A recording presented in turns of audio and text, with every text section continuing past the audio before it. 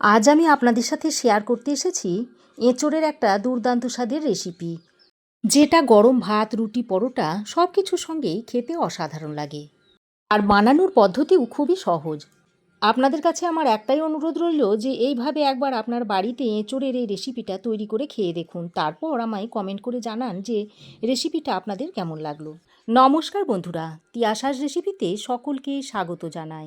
আজ আমি এঁচোড়ের একটা দুর্দান্ত স্বাদের রেসিপি আপনাদের বানিয়ে দেখাবো, যেটার স্বাদ আপনাদের মুখে লেগে থাকবে আর একদম কষা মাংসের মতো খেতে লাগবে। তাহলে চলুন আর দেরি না করে রেসিপিটা দেখে নেওয়া যাক। তো এখানে আমি একটা ছোট সাইজের এঁচোড় নিয়েছি, আর একটু কচি দেখে এঁচোড় দিয়েই এই রেসিপিটা তৈরি করলে বেশ ভালো হয়। এরপরে এঁচোড়টাকে কেটে নিতে হবে। এঁচোড়টাকে আমি কেটে ভালো করে ধুয়ে পরিষ্কার করে নিয়েছি, আর এই রকম একটু মাঝারি সাইজের করে টুকরো করে নিয়েছি। আর এই এঁচোড়ের সঙ্গে আমি 4টে আলু দেব। আলুর খোসাগুলো ভালো করে ছাড়িয়ে তারপরে পরিষ্কার করে ধুয়ে নিয়েছি। এবারে এই আলুগুলোকে এরকম দুটো করে ভাগ করে নিচ্ছি। একটু বড় বড় করে মাংসে আলু যেমন দেওয়া হয় ঠিক সেই রকম করে আলুগুলোকে দিয়ে নেব।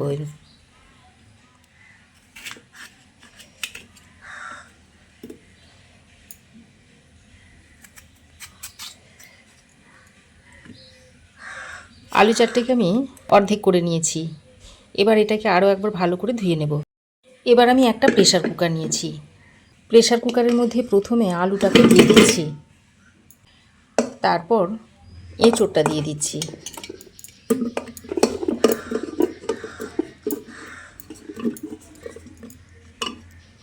তো দেখুন আলু আর এঁচোড় আমি দিয়ে দিয়েছি।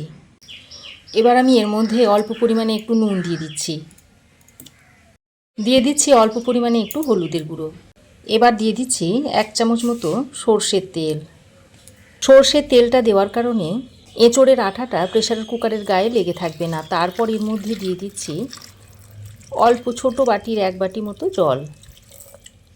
এবার প্রেসার কুকারের ঢাকনাটা বন্ধ করে 1 থেকে 2টো হুইসেল দিয়ে নেব। প্রেসার কুকারে আমি 2টো হুইসেল দিয়ে নিয়েছি। এবার দেখুন প্রেসারের বাষ্পচাপটা বেরিয়ে গেছে। তারপর ঢাকনাটা খুলে নিয়েছি। এবার আমি এঁচোড় আর আলুটাকে ছেঁকে তুলে নিচ্ছি। তুলে একটা পাত্রে রেখে দিচ্ছি।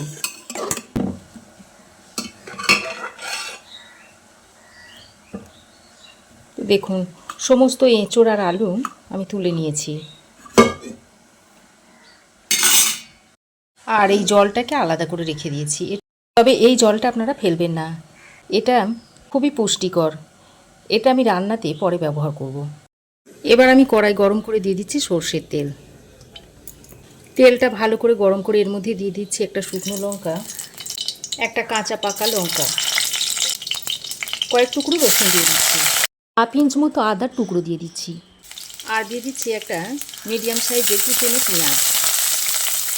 এবার এই সবগুলোকে একসঙ্গে করে ভেজে নেব। কিছুক্ষণ ভেজে নেওয়ার পর পেঁয়াজটা যখন একটু নরম হয়ে এসেছে সেই পর্যায়ে আমি এর মধ্যে দিয়ে দিচ্ছি 2টো মিডিয়াম সাইজের কুচনো টমেটো, আর দিয়ে দিচ্ছি 1 চামচ মতো গোটা ধনে, 1 চামচ দিয়ে দিচ্ছি গোটা জিরে। এবার আবারও সব কিছুকে একসঙ্গে ভালো করে ভেজে নিচ্ছি। এইভাবে ভাজতে ভাজতে টমেটোটা যখন একটু নরম হয়ে আসবে আর একটু ভাজা ভাজা হয়ে যাবে সেই পর্যায়ে নামিয়ে নিতে হবে।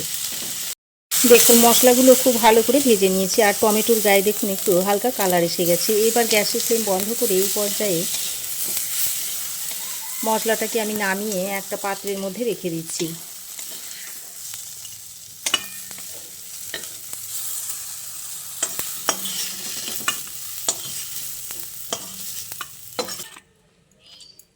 এবার এই মশলাটা কিছুক্ষণের জন্য ঠান্ডা করতে দিচ্ছি, তারপর এটাকে পেস্ট তৈরি করে নেব।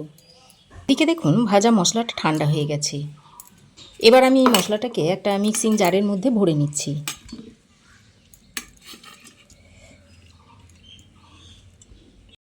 এবার এই প্লেটে অল্প পরিমাণে একটু জল নিয়ে এর মধ্যে দিয়ে দিচ্ছি। তারপর এই রকম একটা মিহি পেস্ট তৈরি করে নিয়েছি। এবার আমি যে এঁচোড় আর আলুটা তুলে রেখে দিয়েছিলাম সেটা নিয়ে নিয়েছি। এখন এর মধ্যে দিয়ে দিচ্ছি পরিমাণ মতো নুন, দিয়ে দিচ্ছি হাফ চামচ পরিমাণ হলুদ গুঁড়ো, রঙের জন্য দিয়ে দিচ্ছি হাফ চামচ পরিমাণ কাশ্মীরি লঙ্কার গুঁড়ো। এবার আমি যে মশলাটা বেটে নিয়েছিলাম সেটা এর মধ্যে দিয়ে দিচ্ছি।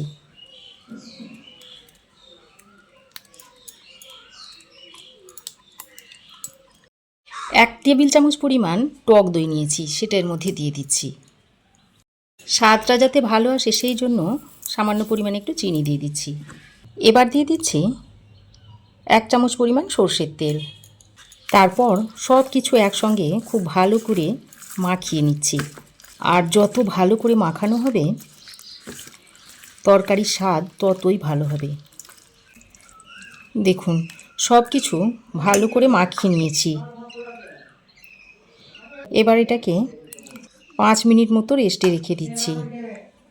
এবার আমি এই রান্নার একটা স্পেশাল মশলা তৈরি করে নেব। তার জন্য এখানে একটা প্লেটের মধ্যে নিয়েছি হাফ চামচ মতো গোটা ধনে, একটা শুকনো লঙ্কাকে কুচিয়ে নিয়েছি যাতে ভালোভাবে ভাজা যায়, নিয়েছি হাফ চামচ মতো গোটা জিরে, 5-6টা মতো গোলমরিচ নিয়েছি, আর নিয়েছি এলাচ, লবঙ্গ, দারচিনি, আর অর্ধেক তেজপাতা আমি এরকম ছোটো ছোটো করে টুকরো করে নিয়েছি লঙ্কার মতোই, যাতে ভালোভাবে ভাজা যায়। তো গ্যাসটা অন করে আমি শুকনো কড়াইয়ের মধ্যে এগুলো দিয়ে দিচ্ছি। যে পরিমাণ এঁচোড় নিয়েছি তাতে করে আমার এই মশলাতেই খুব ভালোভাবে রান্নাটা হয়ে যাবে। আপনারা যদি এঁচোড় বাড়িয়ে বা কমিয়ে নেন তাহলে মশলাটাকেও একটু বাড়িয়ে বা কমিয়ে নেবেন। এবার আমি গ্যাসের ফ্লেমটাকে মিডিয়ামে রেখে শুকনো কড়াইয়ে এই গোটা মশলাগুলোকে হালকা করে ভেজে নিচ্ছি। দেখুন বন্ধুরা, মশলা থেকে ধোঁয়া ওঠা শুরু হয়েছে। ঠিক এই পর্যায়ে গ্যাসের ফ্লেমটাকে আমি বন্ধ করে দিচ্ছি। তারপর এই মশলাটাকে প্লেটের মধ্যে ঢেলে নিচ্ছি। এবার এটাকে হালকা ঠান্ডা করে গুঁড়ো করে নেব। এবার রান্নাটা করার জন্য কড়াই গরম করে নিয়ে নিচ্ছি এই 2 চামচ পরিমাণ সর্ষের তেল, টেবিল চামচে 2 চামচ সর্ষের তেল দিয়ে দিয়েছি। আর এই রান্নাটা আপনারা সর্ষের তেলেই করবেন, তাহলে খেতে খুবই সুস্বাদু হবে। এবার তেলটা গরম করে নিয়ে এর মধ্যে দিয়ে দিচ্ছি একটা শুকনো লঙ্কা, একটা তেজপাতা, আর হাফ চামচ পরিমাণ গোটা জিরে। এবার ফোড়নটাকে কয়েক সেকেন্ড ভেজে নিচ্ছি। তারপর ফোড়ন থেকে যখন একটা মিষ্টি গন্ধ ছাড়বে ঠিক সেই পর্যায়ে এই যে এঁচোড়টাকে ম্যারিনেট করে রেখে দিয়েছিলাম সেটা এর মধ্যে দিয়ে দিচ্ছি। এবার আমি যে পাত্রে ম্যারিনেট করে রেখেছিলাম সেই পাত্রে এঁচোড় সেদ্ধ জলটা অল্প একটু নিয়ে নিয়েছি। তারপর এইভাবে ভালো করে ধুয়ে মশলাটাকে এর মধ্যে দিয়ে দেব। দেখুন এবার এঁচোড়টাকে ফোড়নের সঙ্গে খুব ভালো করে কষিয়ে নেব। এইভাবে কষাতে কষাতে দেখবেন এঁচোড় থেকে তেল ছাড়তে শুরু করবে।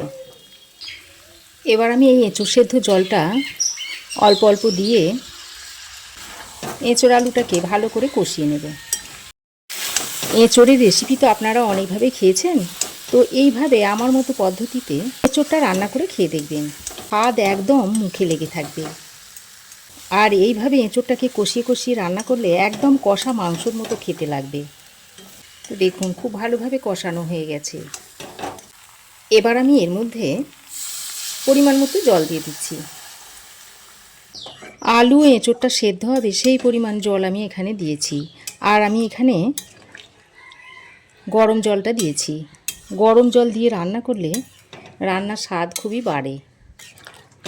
ও গরম জলটা দিয়ে এঁচোড় আলুর সঙ্গে খুব ভালো করে মিশিয়ে নিচ্ছি।